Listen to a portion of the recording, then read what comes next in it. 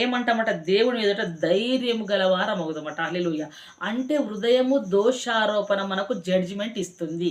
మీరు పాపులు, మీరు పాపాత్ములు అని కదా. మరి ఆ జడ్జిమెంట్ కింద మనము ఉన్నట్లయితే, మనం పాపం దృష్టితో ఉన్నట్టయితే ప్రభువు ఎదుటకు ధైర్యంగా మనం వెళ్ళలేము.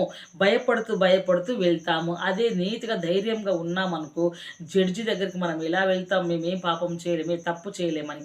ఇక్కడ కూడా హృదయము దోషారోపణ చేయనీయడలా, హృదయం దోషారోపణ చేయడం వారి పవిత్రులు పరిశుద్ధులని ఎప్పుడైతే హృదయం చెప్తుందో, అప్పుడు మనం దేవుడి దగ్గరికి ఎలా చెప్తున్నాం, ఎలా అంటే ధైర్యంగా వెళ్ళగలుగుతాం.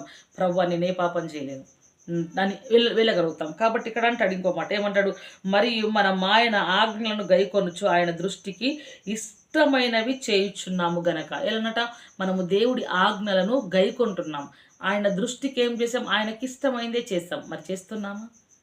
ఆయనకు అనుకూలంగా ప్రవర్తిస్తున్నామా? ఆయన దృష్టి ఎదుట మనం